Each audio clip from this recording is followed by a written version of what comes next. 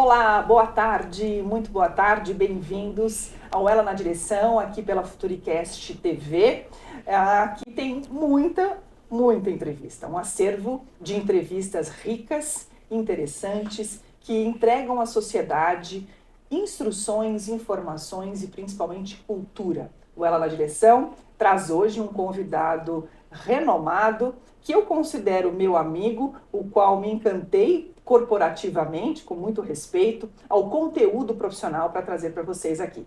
Quero iniciar agradecendo a audiência, a sua participação. Peço para que se inscrevam no canal, para que você seja aí alertado cada vez que tivermos aqui uma entrevista no ar. Também curta, compartilhe, porque a plataforma entende que é um conteúdo rico e consegue aumentar, proliferar este conteúdo. Agradeço nossos patrocinadores, nossos parceiros que estão conosco, colaborando para essa entrevista. E sempre, não esqueça de curtir aqui a Futuricast TV e assistir o grande acervo. Eu faço parte da vertical aqui feminina, mas existem muitas entrevistas aqui ricas de conteúdo.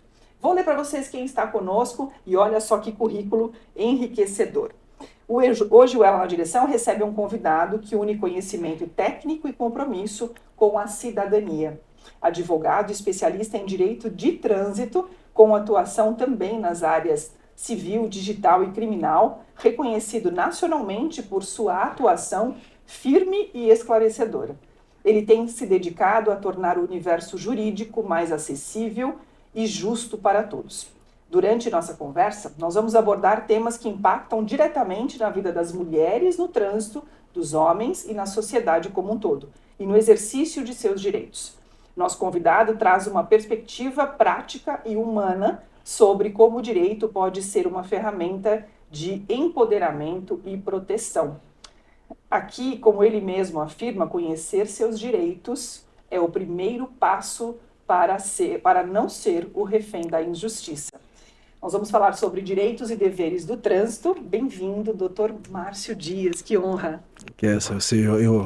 Prazer estar aqui com você, agradeço mais uma vez o convite, estar aqui. Isso é difícil às vezes por causa da agenda, mas com certeza me organizei para estar aqui e poder esclarecer as pessoas que estão nos assistindo tudo sobre direito de trânsito e todas as perguntas que você estiver fazendo aqui, a gente vai poder esclarecer da melhor forma a todos. Que bom, o doutor vai esclarecer muitas coisas sobre direitos e deveres no trânsito, tem muita riqueza nessa entrevista, por isso que eu peço para que você curta, compartilhe. E o doutor também acabou de ser nomeado, vou ler aqui para vocês, mas ele vai enfatizar, nomeado vice-presidente da Comissão de Trânsito da OAB Nacional. É isso, doutor? É isso mesmo. Fale um pouquinho, para quem está nos assistindo. Quem não conhece a OAB, ela faz o papel da mediação entre o poder público e a sociedade. Então, a gente vai poder discutir temas nacionais na temática do trânsito. Então, leis federais, discussão junto ao Senado Federal, junto à Câmara dos Deputados, toda essa legislação federal a gente vai poder analisar, a gente pode opinar e também ser provocada por instituições do setor automotivo que tem a ver com o tema do trânsito, a gente pode ser acionado, levar ao conhecimento da OAB, sendo aprovado a gente pode tomar iniciativas e até mesmo emitir pareceres sobre questões na área de direito de trânsito nível nacional. Que sensacional, parabéns, doutor, muito sucesso, uma honra ter você aqui, por ter se disposto. Ele está aqui, veio do Rio de Janeiro para essa entrevista, então eu estou muito lisonjeada e quero iniciar perguntando sobre sua trajetória, né? Você, doutor, vou lhe chamar de você, Sim. Porque o doutor ainda é jovem, nós temos uma amizade corporativa aqui, muito respeitosa, e você começou sua trajetória, se formou em Direito e partiu para esta área toda da segurança de trânsito. Sim. E tem dado os seus pareceres e a sua participação na sociedade, tanto o seu Instagram, depois eu vou pedir para você deixar, você tem inclusive participações na Record, se eu não me engano, no Rio de Janeiro, é isso? Eu fui comentarista da Record durante 1 ano e meio, só Sim. que eu tenho mais de 300 entrevistas na TV, nas principais emissoras do país, CNN, Globo, Record, Bandeirantes, todas elas, todas essas questões de trânsito, como é um tema dependendo do caso, é muito específico. Sim. E a linguagem é muito técnica, eu como profissional venho trazer a linguagem didática para explicar para a população essas questões de trânsito. Então, olha só, então o doutor vai falar um pouquinho sobre a trajetória, né, como que uniu aí essa área do direito e as práticas e os direitos e deveres no trânsito, porque aqui, o Ela na Direção, a gente também tem a vertical da mobilidade. Tem as mulheres que dirigem, tem os homens que dirigem, tem os direitos e os deveres. Então, conta pra gente um pouquinho dessa trajetória. Eu comecei, assim que eu terminei meu bacharelado de Direito, fui fazer a prova da OAB, eu fiquei, qual a especialidade que eu vou fazer? E muitas pessoas falavam, Márcio, você não pode ser um advogado generalista. Tenta procurar uma especialidade para você se dedicar. Como eu já trabalhava com trânsito, porque eu sou um concursado da SET Rio, aqui é CET, né, São Paulo. Aqui é CT. Eu estou há 20 anos na SET Rio, que é uma empresa só de trânsito, e engenharia e técnico de trânsito no Rio de Janeiro. Eu falei, eu vou começar a fazer. Eu comecei fazendo recursos de multas, de um amigo, de outro e tal, e fui gostando da temática, e aí fui me dedicando a essa área. E até que eu fiz a prova da OAB, passei e comecei a me apresentar como advogado especialista em trânsito. Então, todo o começo da carreira recurso de suspensão de carteira, pontuação, toda essa área. Só que a tendência foi crescendo tanto que o direito de trânsito é muito grande, são muitas empresas que envolvem a temática, porque tem muita resolução do CONTRAN que envolve cada prestação de serviço do trânsito. Então, um exemplo, eu advogo para grandes empresas que trabalham com a fábrica de placas padrão Mercosul, a placa do carro. Então, eu tenho ação em 18 estados do Brasil, viajo muito pelo Brasil para despachar ações, normalmente contra Detrans, que existem algumas irregularidades administrativas no teor de portarias, só que isso tudo é ajustado e as empresas conseguem trabalhar. Então, fazendo tudo isso, eu trabalho não só para fabricantes e empresários, também lojistas. Lojas de carro, a concessionária que está entrando agora lá no escritório, porque tem muita coisa que às vezes é um problema de uma penhora no carro que tem a ver com o direito de trânsito, tem também a questão da transferência de propriedade, que existe às vezes algum bloqueio que atrapalha ali o lojista para poder vender o carro. Então o direito de trânsito entra para isso, para tentar resolver as questões e defender os interesses dos empresários nesse sentido hoje, que antes eu defendia mais pessoa física, hoje eu estou ingressando mais para a área empresarial. Tá, tem uma pergunta aqui que está na minha pauta, que é a última pergunta, mas eu vou trazer ela para frente, porque o doutor falou sobre isso. Então, essa é uma consultoria, é uma ação de consultoria que você executa para atender empresários no mercado a equalizarem isso. Então, por exemplo, se um lojista compra o meu carro seminovo e eu estou com uma busca e apreensão nesse carro, mas o lojista compra, porque não consulta isso de alguma forma, aquele carro vai para o estoque com isso, quando algum outro terceiro compra, isso dá problema. O que acontece normalmente é quando há uma penhora contra um veículo, é lançado um bloqueio no Renajude, que é um registro nacional que trata de bloqueios de veículo. Então, qualquer penhora no Renavan vai para esse sistema Renajude. Então ele bloqueia normalmente para circulação, para circular o veículo, que impede o licenciamento, e também para transferência de propriedade. Só que como o lojista se protege? Simples, antes dele comprar o carro, ele consulta todo o sistema para saber se esse carro está ok, que não tem nenhum tipo de bloqueio no Renajude. Tanto tudo ok, transfere o veículo para o nome da loja. Se por acaso o Renajude vier a aparecer depois, a jurisprudência defende o direito do lojista, porque ele não é obrigado a ter, já que não tinha nada no sistema no momento da compra do veículo, ele não pode ser penalizado. Então, a jurisprudência, a gente entra com uma ação chamada embargo de terceiro e a gente pede para desbloquear isso do Renajude. E a gente mostrando que ele é um comprador de boa fé, que no momento da compra não tinha nenhum bloqueio, aí normalmente o judiciário autoriza a retirada e ele pode transacionar o veículo. O que eu recomendo é qualquer lojista que for comprar um veículo, para fazer uma transação comercial, sempre consulta o Renajude antes. Por quê? Se por acaso ele não consultar e levar esse veículo para dentro do estoque e já tiver com o Renajude, a jurisprudência já entende ao contrário, que ele tinha conhecimento do fato, não tomou nenhum cuidado e depois quer usar o judiciário para poder tirar o registro. Então, normalmente, a jurisprudência não defere a liminar e dificilmente você consegue desbloquear o veículo. Legal. E isso acontece, doutor? Acontece bastante. Eu tenho várias ações de tirar essa dívida, tirar o Renajude do sistema. Não tem consultar vários. o Renajude, então, é uma negligência? É uma negligência. E se quando acontece, não faz, por qual motivo? Por não saber?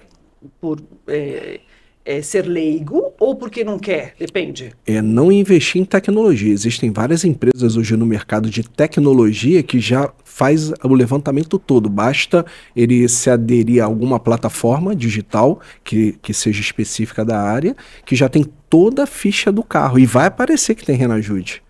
E aí ele já vai saber e já não compra. Agora, se nada constar, tiver tudo ok e depois aparecer o Renajude, aí sim ele vai estar protegido e não vai ter nenhum tipo de problema. Ou se ele não quiser aderir a nenhum tipo de plataforma, ele pode fazer a consulta até mesmo na Senatran, Secretaria Nacional de Trânsito. Existe o site da Senatran que ele digita os dados com certificado digital ou da empresa ou da própria pessoa física e ele digita os dados de Renavan, placa do veículo, o CPF de quem está vendendo, que vai aparecer a ficha completa do veículo ali. Legal. E se tiver Renajude vai aparecer. Legal, então, para você na área da mobilidade, que está ouvindo, assistindo essa entrevista, veja que interessante. Os grandes lojistas, né, doutor, costumeiramente, que nos assistem do Rio de Janeiro, de São Paulo, um abraço para todos os nossos amigos, para o Enilson da FENALTO, que é a Federação Nacional que nos apoia, para o Gerson Barbosa, nosso amigo aqui em comum, do Altos Encontros, costumeiramente eles têm essas tecnologias e exercem esse caminho. Mas muitas pessoas que estão começando, que são nomeados aqui em São Paulo são boqueiros, do Rio de Janeiro, se eu não me engano, são garagistas. Sim. Compra carro, troca do amigo, vou comprar uns 4 carrinhos, vou colocar ali.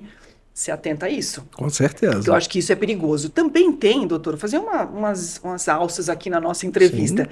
Também tem, me esclarece, porque aí uma dúvida que eu tenho. Processo trabalhista. Sim. Se eu tenho um processo trabalhista e aí eu tenho uma dívida trabalhista com um funcionário meu, tem bloqueio dos bens. Se bloqueia o meu automóvel, que ele é quitado, por exemplo, mas eu vendo para um lojista e compro um outro carro, a loja que comprou pode ter problema nesse carro se vierem buscar? Sim, a trabalhista é um dado sensível em relativo a uma ação civil. Por quê? Na trabalhista, normalmente os juízes, eles classificam indisponibilidade de bens. Então, tudo que tiver no CNPJ, aparece tudo. Se tiver 10 carros, imóvel, vai tudo, aparece na relação toda. E às vezes é por uma dívida de R$1.000. E o carro que está sendo penhorado custa 30 mil, 50 mil. Entendeu? E acaba sendo prejudicado. O trabalhista tem esse dado sensível. Entendi. Então, o que acontece? Normalmente, às vezes, quando a gente descobre que a dívida é pequena, dependendo da pessoa que está comprando o carro, negocia com quem está devendo, liga para o advogado do processo, olha só, esse carro eu estou querendo comprar, às vezes ele está até tomando ciência que aquele carro mas a dívida é pequena, eu pago, a dívida libera o carro, aí ele dá um ok, aí o juiz vai lá, libera aquele carro e aí ele consegue transferir. O trabalhista às vezes aparece bem depois.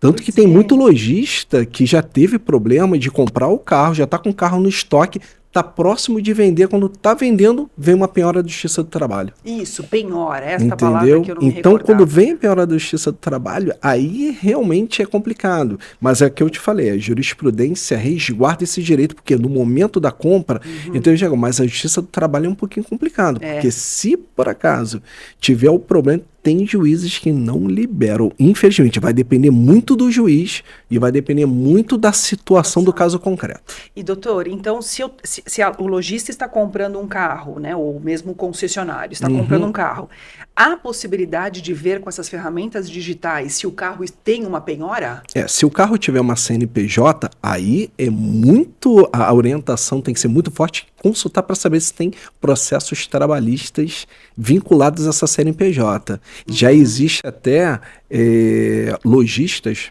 e revendedores que já declararam publicamente, até em rede social, que quando vê que existem ações trabalhistas vinculadas ao CNPJ, ele já nem compra o carro. porque sabe que pode Porque vir. pode ser, porque como é uma ação sigilosa, às vezes você não consegue acessar. Okay. Mas só de ver que a relação é grande, então esse carro que ele está comprando pode ter algum problema vinculado a um desses processos. Aí a pessoa nem pega o carro. Prefere não fazer o negócio. Entendeu? Então, essa informação é rica para você que está nos assistindo aqui, ela na direção, pelo Futuricast TV, falando com o Dr. Márcio Dias sobre direitos e deveres no trânsito de todos nós. Doutor, olha, no contexto... Quer falar? Não. Não? Então, vamos embora. No contexto dos acidentes de trânsito, quais são os principais direitos que as pessoas precisam conhecer para se proteger legalmente e garantir uma reparação justa? Quanto acidente de trânsito, doutor? Tem bastante. Muito. Tanto colisão automóvel com automóvel, automóvel com moto, com caminhão e atropelamento...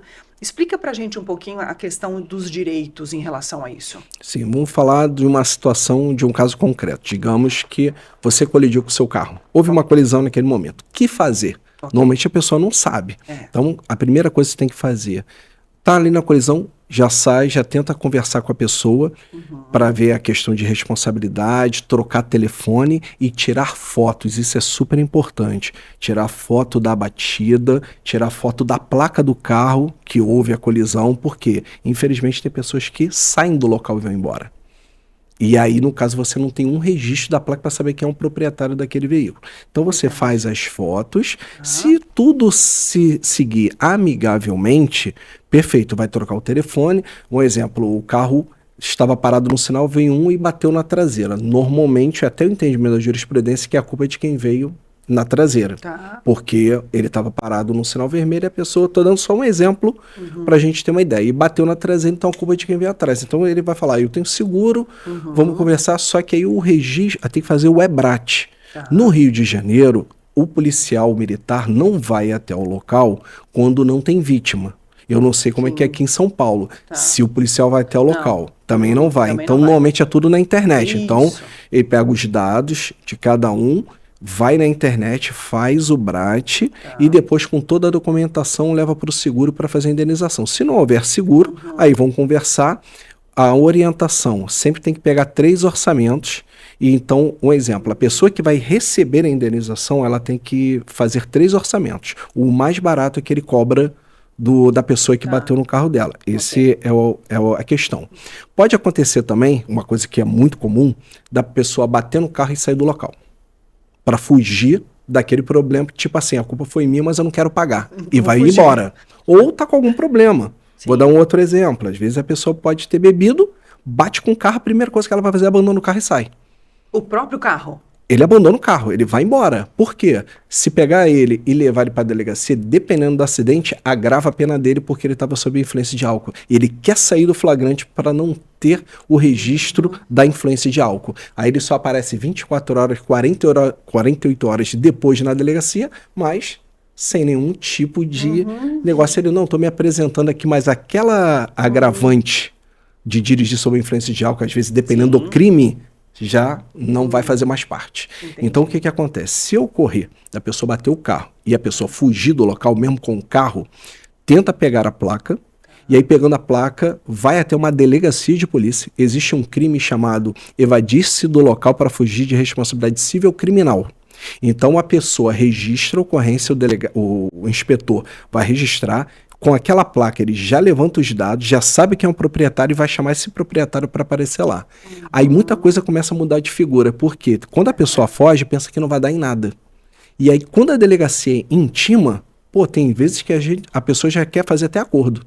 Ah, não, eu estava nervoso, saí, tá, não. Aí já começa a inventar várias desculpas, né? Então, quando recebe a intimação, um convite para comparecer à delegacia falando que ele saiu do local, aí normalmente às vezes tem acordo. E aí, tendo um acordo, já paga a indenização. Também, se não houver acordo, ele vai ter uma penalização na justiça. Só que não vai ter ali uma ficha criminal, mas ele vai ter um impedimento no GCRIM, que ele vai ter que fazer uma transação penal ou de cesta básica ou serviço comunitário, e se por acaso ele não aceitar e for para frente, ele pode ter uma condenação criminal. Mas normalmente todo mundo faz transação penal, né? Entendeu? E tenta fazer a reparação dos danos cíveis, né? Quanto é que foi o valor do prejuízo, paga. Se ele pagar tudo para a pessoa, extingue a punibilidade. Ele nem tem que fazer a transação penal, se ele pagar. Mas é importante para a delegacia. Muita gente não sabe desse dado. Isso é muito importante. Então, veja, para você que está nos assistindo, essas são informações e conhecimento compartilhado de como a gente deve, de fato, atuar. Aqui em São Paulo, não é muito diferente do Rio e outras grandes capitais do Brasil, existe muita batidinha para ter o assalto. Né? E isso deixa nós, mulheres, principalmente, um pouco apavoradas. E agora, deu uma batidinha leve, desço, não desço, abro a porta. Tem alguma recomendação, doutor, que misture segurança com trânsito? Eu vou falar para você que é muito difícil, um caso Não como é esse. difícil. Porque, por exemplo, você está com o seu carro e alguém deu aquela encostada. Se dependendo da região, você, dependendo, já acha que aquilo ali já é um assalto. Então, qual é a recomendação para uma medida de segurança? Se você está se sentindo acuada e, de repente, pode dar um problema, achar que aquilo realmente é um assalto, sai e se apresenta na primeira delegacia.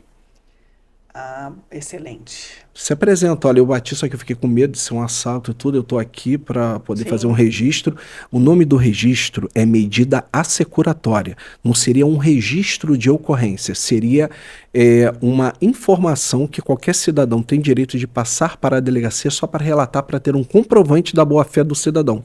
E é um instrumento público que garante que ele esteve na delegacia e fez a ocorrência. Mas não vai para frente, não tem investigação, não tem nada, é medida assecuratória. Medida assecuratória. Tá. Muito bem, então essa daí eu vou memorizar, porque aqui em São Paulo, né?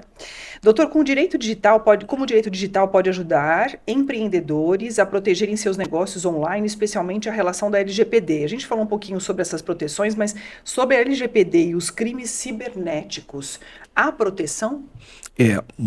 Acontece muita violação dentro da parte de sistemas. Então a pessoa tem que tomar muito cuidado. Um exemplo, você vai às vezes numa concessionária, tem muito aplicativo agora que você registra para fazer o test drive.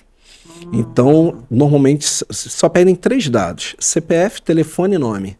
Esse não é dado sensível, são dados que podem ser armazenados, mas não podem ser violados. Só passa a ser dado sensível se for tirar uma imagem do seu rosto. Aí, normalmente, esse dado sensível tem que tomar cuidado, que esse dado sensível pode usar para banco, pode usar para... Então, se houver uma invasão ali do aplicativo e pegar esse dado, o lojista, a concessionária vai responder por isso. Então, tem que tomar muito cuidado. Então, todos os dados que são apresentados para um test drive, por exemplo, é só para ele poder fazer o contato posterior, mas não são dados sensíveis. As violações normalmente acontecem quando você está subindo algum tipo de arquivo, até documento pessoal para a concessionária. Olha, estamos fazendo a transação do carro, financiamento, preciso de identidade, CPF, comprovante de residência, né? Aqueles documentos tradicionais. Então, quando você envia esse documento, normalmente eles estão até te pedindo por e-mail. Nem assim, não é recomendável você mandar por WhatsApp, porque o WhatsApp é um pouco perigoso pelo seguinte: quando você manda, às vezes, para o vendedor, quem garante que aquilo ali vai ficar armazenado só com ele? Às vezes esse documento, podem roubar o celular dele, ou ele tem uma nuvem, alguém usar indevidamente. Então o certo quer mandar toda a sua documentação pessoal, usa o e-mail institucional da concessionária ou o e-mail institucional da loja. Então, eu vou dar um exemplo: rkmultimarcas.com.br. Qual é o e-mail de recebimento de documentos? É esse daqui, atendimento@rkmultimarcas.com.br. Manda para lá, que é o e-mail institucional. Ou concessionária, concessionária Volkswagen. Aí manda para aquele e-mail institucional. Evita de mandar para os telefones particulares dos vendedores. Meu Deus, doutor, eu até coloquei a mão na cabeça. Entendeu? Agora, porque eu acabei de fazer aí uma troca de automóvel e tranquilamente. Me manda o documento, tirei foto do RG, ainda arrumei bem bonitinho, assim, ó, né? Da carteira de habilitação, mandei, foi tudo pelo WhatsApp. Apesar da boa-fé do vendedor, não estou falando que ele está com má fé, mas podem levar o celular dele. Imagina, você foi uma naquele dia. Quantas pessoas mandam um documento para ele? Inúmeras, todo dia, vendendo carro. Ele tem uma riqueza de dados ali com ele muito grande. Se alguém tiver acesso a isso, puxa, aquilo vai usar o nome indevidamente para fazer compra na internet, tudo porque tem tudo ali. Então é sempre importante mandar por e-mail institucional da multimarcas, da loja, né, ou da concessionária. Olha só a informação que o Dr. Márcio Dias nos concede.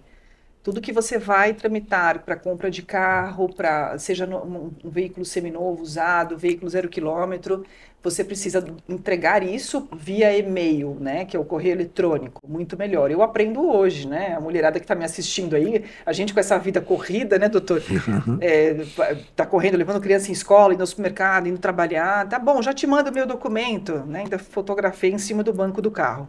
Então, essa é uma informação de ataques. A gente também armazena muito a nossa biometria e a facial o tempo todo em lugares, né? Em prédios comerciais.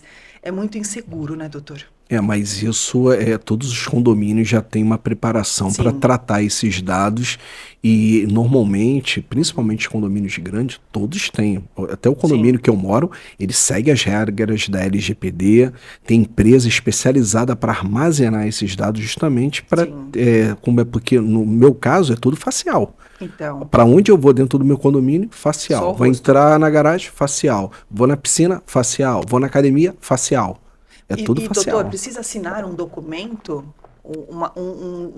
Hoje, por exemplo, existem lojas que fazem a entrada com a facial ou querem tirar foto do cliente para armazenar. Precisa assinar um documento de que você deixou ali o seu facial? Não precisa. Normalmente, no dia a dia, até em prédios comerciais, você tira e armazena, mas não é necessário nesse caso, até porque eles são obrigados a tratar disso. O único problema que vai acontecer é se esses dados vazarem, mas isso aí vai ser descoberto e o condomínio vai sofrer uma sanção de uma ação de indenização, mas normalmente no dia a dia não precisa assinar.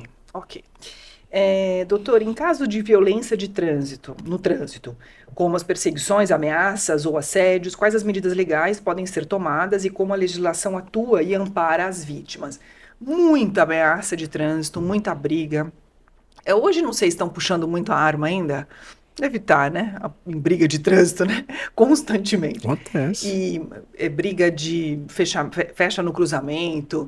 Como resguardar isso e como a legislação segue para não ter essa brigaiada no trânsito, né? O que você está falando num caso concreto, houver uma discussão mais acirrada, que alguém pode puxar arma ou partir para uma agressão contra aquela pessoa que bateu no carro, porque cada um é dono da sua razão naquele momento. Contra o motoqueiro também, que fechou, enfim. Sim. É delicado. Então, assim, vamos pegar um caso concreto que já aconteceu no escritório.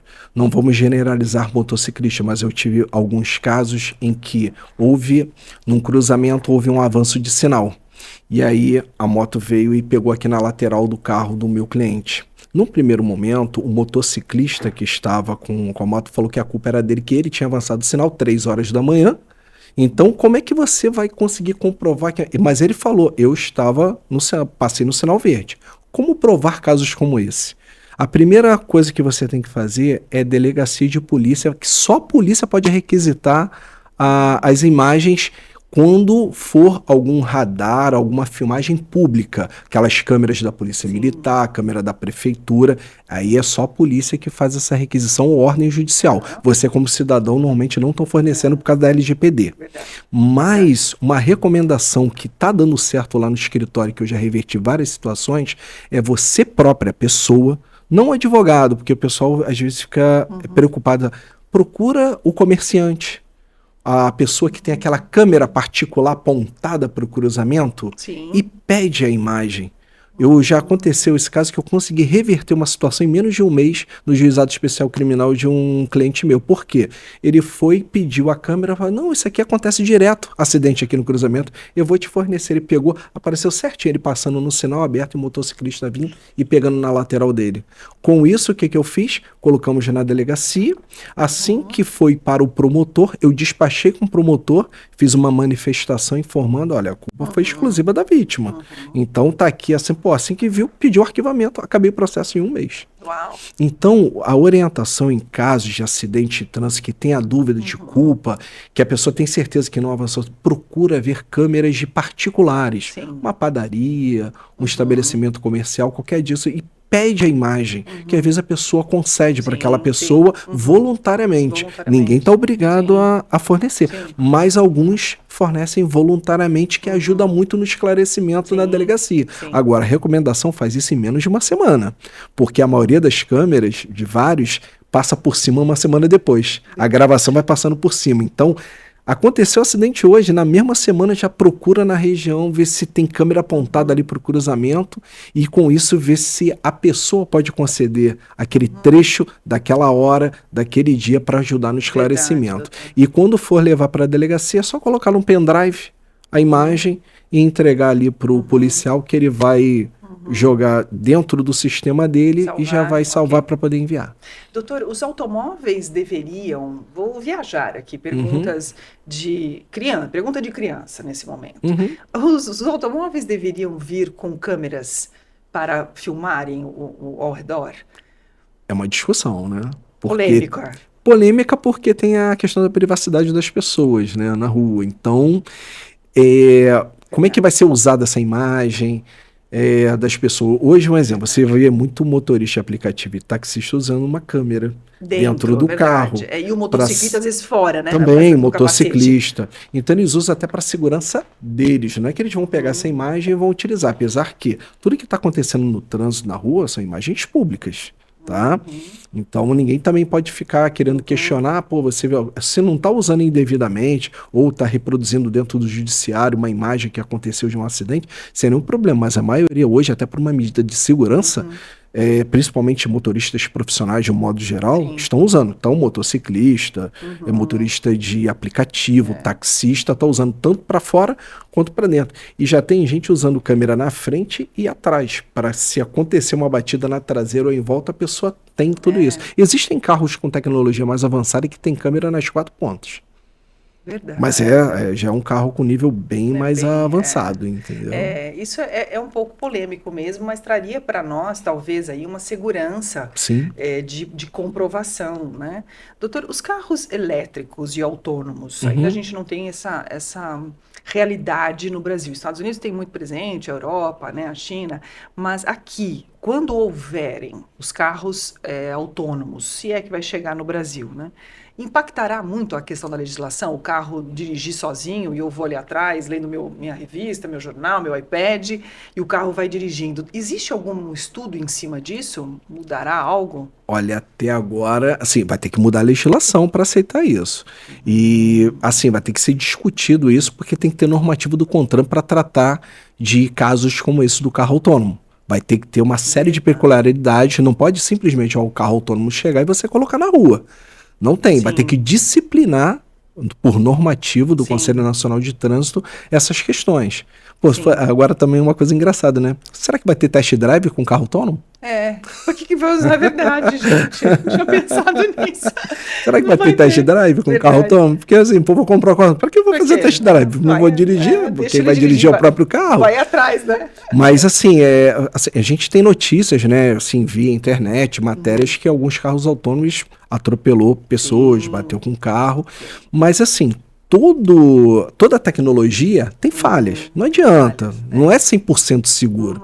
Então acontece muito, mas para chegar essa tecnologia aqui, antes de chegar, vai ter que ser disciplinada através de normativa do Conselho Nacional de Trânsito. Verdade. Agora, uma realidade que nós estamos tendo aqui fortemente em São Paulo, e eu vivi isso no Rio, presenciei isso, ali na Avenida Brasil, tinha muito, não sei a nomenclatura correta, bicicleta elétrica.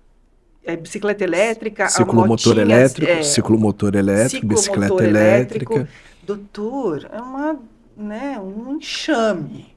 E aí eles não têm muita regra, não é? Então eu com meu automóvel, no Rio estava com um taxista, mas aqui em São Paulo com automóvel, então eles estão na pista da esquerda, devagar, porque acho que vai a 30, sei lá, 40 por hora, e todo mundo com trânsito. Então não tem seta.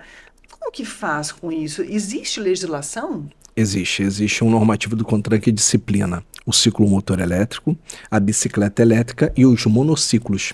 Monociclo, não sei se você já viu que vai o rapaz em pé numa base de roda sim, e fica assim uma rodinha para frente, para trás. Então, isso é monociclo. É um exemplo de monociclo. Tá? Então, o que diz a resolução CONTRAN? A competência para disciplinar a circulação desses 3 veículos é do município.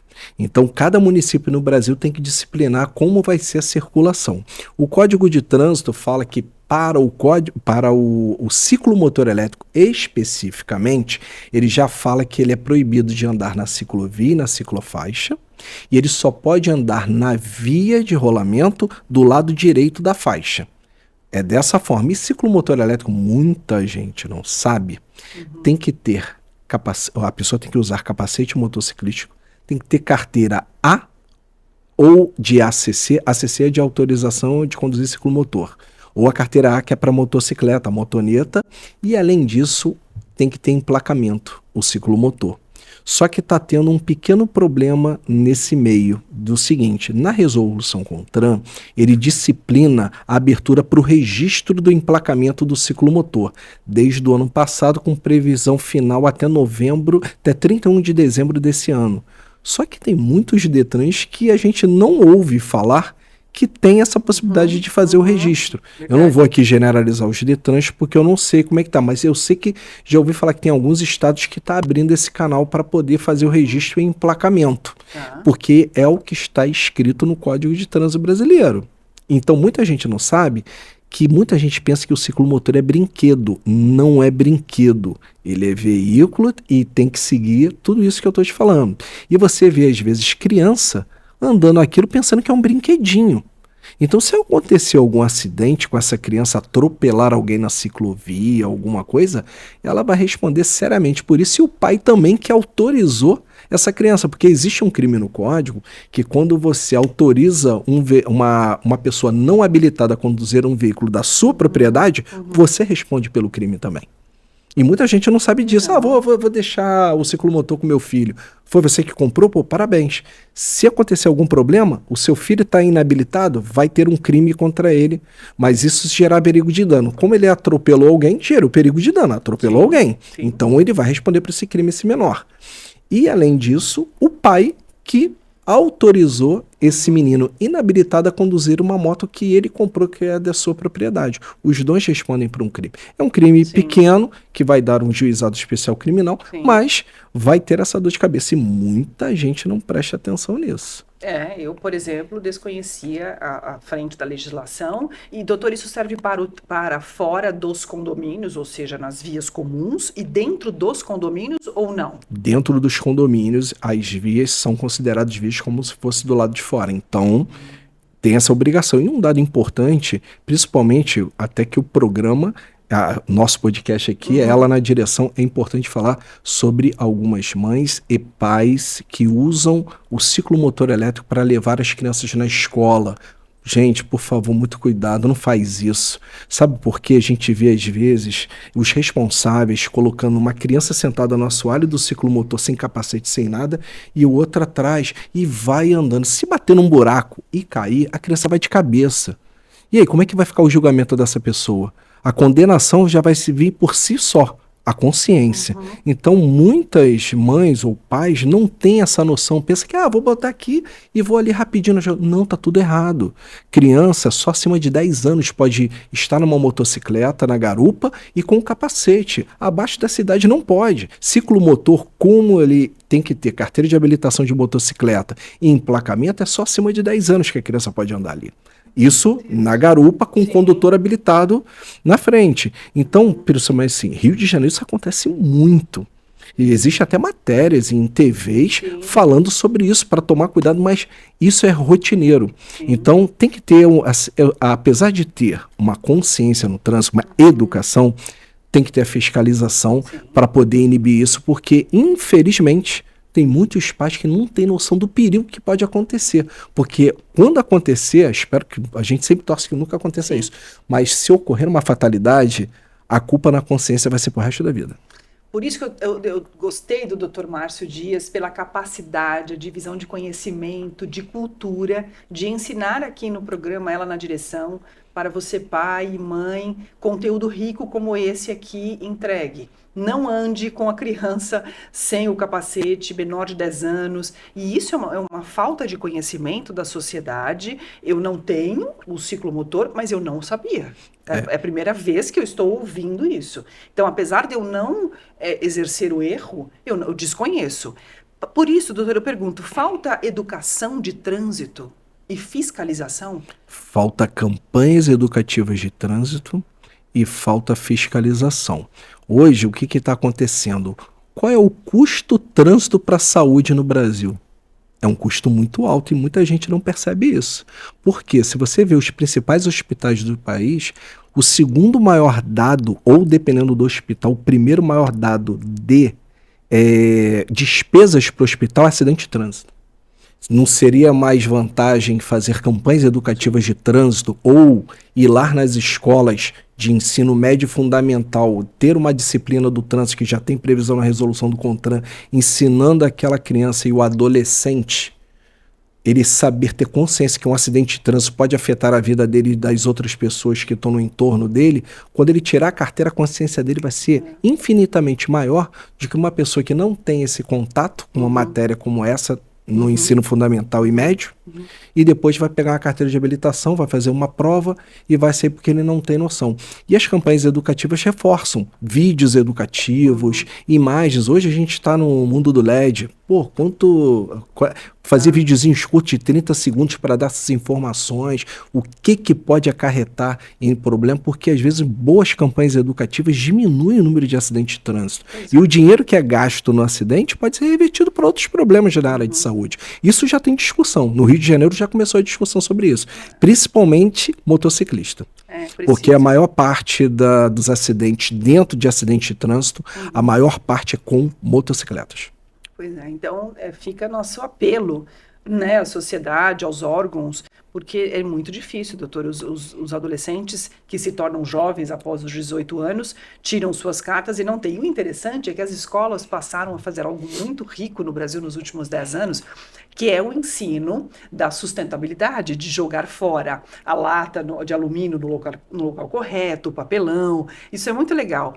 Então, por que não inserir a educação de trânsito, que é o caminho em que você anda tanto em vias públicas como dentro dos seus condomínios? Isso é muito grave, deveria estar. Fica o nosso apelo aqui do Ela na Direção. E aí, falando sobre adolescentes, jovens que tirarão suas cartas, se pudermos falar um pouquinho, doutor, sobre a nova possível mudança, não sei se isso está oficializado, da autoescola. Se terá autoescola, se não terá autoescola. Você pode me esclarecer um pouquinho isso? Terá a parte teórica, prática? Porque eu fiz 10 aulas, doutor. 10 aulas quando eu tirei carta há quase 30 anos. Então, 10 aulas, depois fiz aula prática, teórica, aí que eu tirei a minha carta. Isso mudará ou ainda não tem solução? Resolução. Sim, eu tive em Brasília mês passado e já está tendo uma discussão bem avançada nessa questão, que pode haver essa substituição não seria substituição, perdão, a não obrigatoriedade da autoescola para que a pessoa tire a primeira habilitação. Hoje, para você tirar uma primeira habilitação, existe uma carga horária mínima para o exame teórico e uma carga horária mínima para o exame prático. E a partir dali, ele sendo aprovado nos 2 exames, ele tem direito a pegar uma carteira CNH provisória. Se a legislação avançar e seguir dessa maneira que eles estão querendo, de tirar essa obrigatoriedade da autoescola, o que vai acontecer? A pessoa, com seu conhecimento, de alguma maneira que ele buscar esse conhecimento, um curso online ou uma empresa que ensine a ele a dirigir em local próprio para tal finalidade, ele vai poder fazer a prova escrita, vai poder fazer a prova prática e ele vai poder seguir dirigindo. A carga horária não, a exigência das provas, dos exames, do todo o conteúdo programático, nada vai ser alterado. Okay. Isso vai permanecer. Só vai mudar quem vai ensinar, como ele vai adquirir esse conhecimento. É isso que vai ser a mudança. Então, hoje, com certeza, se não houver a obrigatoriedade da autoescola, vai ter empresas que vão desenvolver cursos online para o exame teórico. Então, o exame teórico vai ter os vídeos, vai ter as palestras, a pessoa vai aprendendo, vai estudando em casa, ou no lugar que ele acha melhor, ou também ele pode procurar uma autoescola. Não, eu não me sinto bem fazer o curso online, então eu vou procurar a escola que lá tem um instrutor de trânsito que vai poder me ensinar. Então, vai ser uma questão opcional de quem vai tirar a primeira habilitação. Só que com isso, com certeza, vai tirar, assim, muita gente vai fugir da autoescola, que o pessoal vai preferir ficar em casa fazendo um cursinho online, vai pegar, vai fazer a prova, vai passar o exame de direção e não é obrigado a ir na autoescola. Ele pode procurar empresa ou até mesmo um profissional habilitado para poder estar ensinando a ele. Claro que vai ser tudo regrado. Eu acho que, assim, como é que vai colocar uma pessoa para dirigir sem habilitação num local público sem nenhuma regra? Não pode, que a autoescola normalmente tem local fechado, interditado para isso. Para ele poder transitar e o veículo todo sinalizado, indicando que aquilo é autoescola, para até quem está na via pública, vendo ele, sabendo que ele está tendo uma aula. Então não pode simplesmente botar um particular de qualquer maneira, sem identificação, sem nada. Então, e a gente não sabe ainda o que vai acontecer. Mas, na minha visão, estando em Brasília, vendo o cenário está encaminhando para isso. Porque a minha filha, que tem 17 anos, fará 18 logo mais aí no próximo mês, vamos colocar na autoescola. E aí, a vez que eu quis colocá-la no carro para que ela pudesse ali aprender, como ela é muito certinha, mamãe, não posso. Você não pode me ensinar. Você não é habilitada para me ensinar. Eu preciso disso. E justamente por essa frase que você acabou de dizer, o carro não está logotipado ali para mostrar, porque uma menina de 17 anos dirigindo o carro, quem está fora não sabe que é aquele automóvel, né?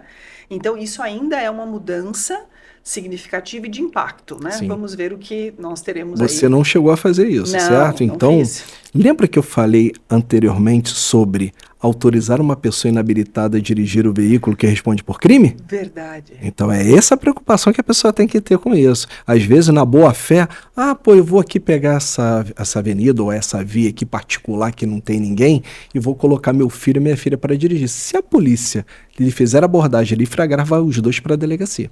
Meu Deus, porque você não é habilitada para...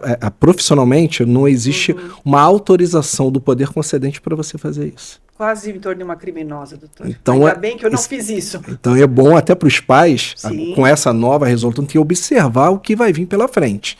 Mas não recomendo a nenhum pai ou mãe, qualquer responsável que queira ensinar alguém a dirigir, utilizar isso em via pública, nem em condomínio fechado, porque a autoescola, normalmente, as primeiras aulas práticas, eles sempre procuram uma área reservada que é autorizada pelo poder público. É sinalizado e quando ele vai para as vias públicas, todo o veículo é sinalizado e ele tem a autorização legal para tal fim. Porque que interessante, né? Quando eu ouvi essa matéria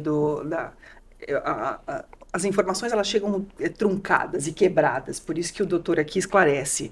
Não vai ter mais autoescola. Primeira informação que vem. Não vai ter mais autoescola. Segunda informação. Qualquer um pode ensinar.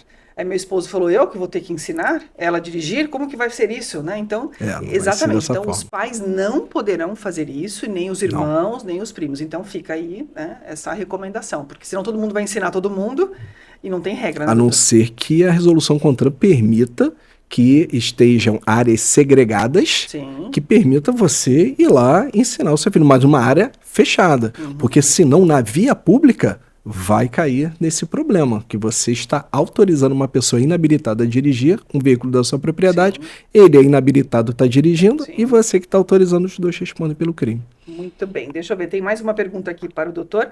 Doutor, você atua também nas ações populares civis e públicas, como essas ferramentas jurídicas podem ser usadas para promover mudanças estruturais que aumentam segurança de trânsito e no ambiente digital. Acho que a gente já falou um pouquinho sobre isso, mas dá para funilar um pouco mais? Sim, essas ações, tanto da ação civil pública, ação popular, normalmente a gente busca quando tem um exemplo, alguma associação. Eu trabalho para algumas federações e associações quando tem que discutir alguma questão de legislação que é de interesse dos associados nível nacional. Então, qual o papel do advogado? Quando envolve questões de uma associação, uma federação, é a ação civil pública que cuida disso para a gente poder discutir a questão das legislações junto ao Poder Judiciário.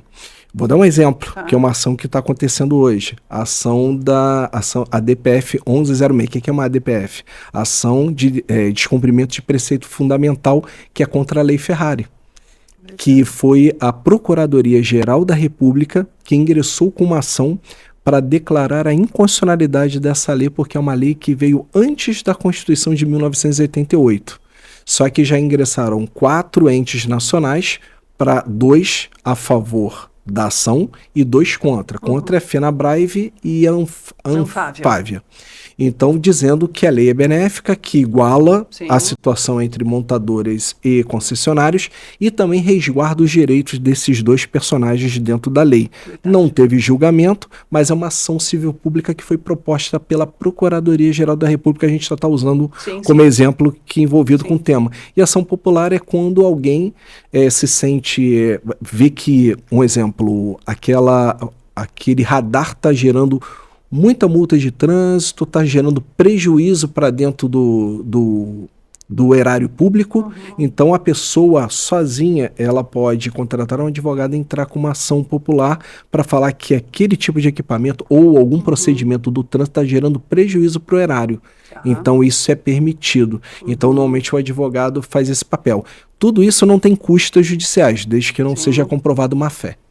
Excelente. Doutor, você atua advoga para várias pessoas jurídicas e físicas, ainda, sim, nacionalmente? Nacionalmente. Ok. Como eu tenho ação em 18 estados do Brasil, hoje tudo é digital. E muitas audiências hoje são feitas também online. Verdade. Então tem muita gente de outro estado que me contrata para fazer ação porque é digital. No Rio de Janeiro, especificamente, as audiências estão sendo presenciais. Como eu sou do Rio, não tem problema. Mas se eu tivesse que advogar para alguém, se eu morasse, vou dar um exemplo, aqui em São Paulo, tivesse que advogar para o Rio, já teria um problema porque a audiência ela é somente presencial. Eles não aceitam o digital e já é um conflito um pouquinho mais. Mas para quem está nos assistindo da rede, do ecossistema automotivo, concessionários, lojistas, que eventualmente desejarem contratar suas atividades de trabalho, pela competência com que você tem, é possível? Eu gostaria de deixar os seus contatos para esta câmera aqui, por gentileza, porque a sua competência de vasta competência e o conhecimento atrelado ali aos órgãos, né? Então, como faz? Sim, você que quer me procurar nas redes sociais, @MárcioDiasTrânsito, não só no Instagram, YouTube, TikTok, LinkedIn, tudo Márcio Dias Trânsito. Só digitar no Google Márcio Dias Trânsito, normalmente a página já vem toda com as minhas matérias, com as minhas redes sociais, e eu atuo em todo o Brasil. Então, para você que quer me procurar, é só fazer o contato, tem os telefones do meu escritório no site, marciodias.adv.br. Vai ser agendado no horário, a gente faz tudo online e eu posso fazer não só ações judiciais, como também questões administrativas em órgãos localizados em vários desses estados. Excelente, doutor. Então fica aí os contatos do doutor Márcio Dias. Vou encerrar, mas com 3 atividades. Mais uma pergunta, 2 atividades, mais uma pergunta. Eu entrevistei aqui Paula Braga e Giovana Riato, que foram para Austin, no Texas, falando um pouquinho sobre o carro voador. Existem, inclusive, alguns congressos aí, tem algumas empresas que estão trazendo, tem algumas simulações. O doutor já viu um carro voador? Acha que isso é um caminho? Porque se ter legislações e questões aqui em terra já são um pouquinho difíceis ou desafiadoras, como será nos céus, não, doutor? Carro voador. Já tem uma propenso caso que parece até uma cabine de helicóptero com um monte de hélice em volta. Isso já está sendo discutido para trazer aqui para o Brasil. Eu participei de um evento, Altos Encontros, que tenho já uma empresa de Santa Catarina que tá pegando a representação para trazer para o Brasil. Claro que ele não pode chegar e colocar, porque tem regras da ANAC. Sim. Que se está no ar é ANAC, já não é trânsito. Se já está no ar é ANAC. Então ele vai ter que ter uma série de autorizações, normalmente é de ponto a ponto. Não vai ficar passeando. Ele vai ter que sair de um lugar e ir para o outro. Pelo menos foi isso a informação que quem está adquirindo esse produto de representação no Brasil vai ter que ser dessa forma. Ele vai programar o local, naquele outro local vai ter que ter um L ponto com autorização da ANAC para ele poder ir direto, é tudo autônomo. Normalmente, só que claro que ele vai ter que fazer um curso na ANAC para ele ter algumas noções, mas normalmente não é guiado por ele, é autônomo, vai tudo de forma autônoma. Então foge da legislação e do trânsito Sim, terrestre, foge. ele vai para o âmbito da ANAC. Porque a partir do momento que começa a subir para o céu já é ANAC. Não Muito tem bem. nada a ver com a legislação. A legislação de trânsito é via terrestre. Via terrestre, muito bem. Aí eles que se virem lá em cima, né, doutor? Aí o que vai acontecer nós já não sabemos. Doutor Márcio Dias, se você tivesse que tirar algo deste mundo e trazer algo para este mundo, quais seriam essas coisas? Tirar e colocar algo no mundo para que melhorasse. Eu tiraria os acidentes de trânsito, questões graves que ocorrem no trânsito, e resgataria muita vida que foi perdida de forma, assim, às vezes bruta, injusta e muitas vezes também sem nenhum tipo de, assim, não vou falar vontade. As pessoas às vezes perdem vidas por uma questão banal de uma outra pessoa que estava embriagada, passou no cruzamento, atropelou alguém, matou aquela pessoa. Se a gente pudesse tirar essa irregularidade nas pessoas que praticam isso e resgatar essas vidas, a gente ficaria muito feliz, porque como eu trabalho com acidente de trânsito, a coisa que tem o maior problema para aquela pessoa que perdeu o ente querido é a injustiça. A sensação de impunidade é muito grande com as leis de trânsito atuais. Eu tenho certeza que no futuro próximo, no Congresso Nacional, a gente vai ter representantes que façam por isso para melhorar as leis, para a gente pelo menos diminuir essa sensação de impunidade. Que lindo, doutor, que bom, excelente, doutor Márcio, trazendo aí os pontos sobre o trânsito, resgatar e trazer de volta as vidas que foram perdidas com os seus acidentes de inúmeros, com a injustiça, e que bom ter esse vice-presidente da comissão, que bom, tão íntegro, tão capaz, tão preparado. Para mim é uma honra a sua disposição em ter vindo aqui presencialmente em nossos estúdios, na Futuricast TV, concedida essa entrevista. Nós temos uma caixinha aqui, que é a minha caixinha do Ela na Direção. Gostaria que o doutor colocasse a mão, tirasse um papelzinho e me dissesse que história você se lembra e de quem você se lembra quando lê essa palavra. Vamos ver qual história o doutor traz para nós. Eu que abro? Pode ler, por favor. Um medo. O doutor já teve algum medo em sua história de vida, na jornada, algo que marcou para compartilhar, e como superou este medo? Sempre. Medo na vida profissional, do crescimento, porque a gente vai começando, a cada momento que a gente cresce profissionalmente, a gente vai tendo mais responsabilidade. E sempre vem aquele medo do que a gente está crescendo e administrando. Até mesmo ações no escritório que a gente começa com um valor X pequeno, hoje a gente tem de valores muito mais altos, só que uma responsabilidade extremamente grande, porque eu estou lidando com uma indenização ou uma recuperação de um dinheiro de uma grande empresa. Se der errado, se eu errar, ferrou, eu vou responder por isso. Então, cada vez mais que a gente cresce profissionalmente, até mesmo uma entrevista em TV, quando eu dei minha primeira entrevista em TV, eu ficava nervoso e tal. Hoje, de já tanta entrevista, tranquilo? Já estou tranquilo, mas isso já aconteceu comigo e sempre vai acontecer, não adianta. Cada novidade que vai permitir o seu crescimento, ou dependendo de alguns casos, isso é natural de qualquer ser humano. Que bom, mas o bom, doutor, é saber que os seus medos lhe impulsionaram a subir e a continuar crescendo. Desafios, né? Com essa competência. Doutor Márcio Dias, que honra. Muito obrigado. Muito obrigada. Eu costumo dar as mãos para os meus entrevistados para agradecer pela oportunidade de você ter vindo até aqui me conceder e dividir essa cultura com todos os nossos aqui telespectadores, nossos seguidores. Que Deus te abençoe sempre. E muito obrigada pela disposição. Eu que agradeço o seu convite e conte para mais vezes de vir aqui esclarecer todas as pessoas que nos assistem aqui no Ela na Direção. Que bom, doutor. Muito obrigada a você por ter participado dessa entrevista. Peço para que você curta, compartilhe, porque aqui tem informações riquíssimas sobre educação de trânsito, conhecimento, legislação. Tem aqui conteúdo de casos e dicas. Dr. Márcio Dias, especialista e advogado de trânsito, especialista nessa área, também vice-presidente da comissão. É muito importante que você divida para que todos aprendam o que ele disse aqui. Doutor, vamos encerrar naquela câmera? Sim. Então, quero agradecer finalmente aqui a sua participação. Semana que vem estamos aqui com mais programas no ar. Muito obrigada. Obrigada, doutor. Obrigado pelo convite mais uma vez. Muito obrigada a você. Um abraço. Até a próxima.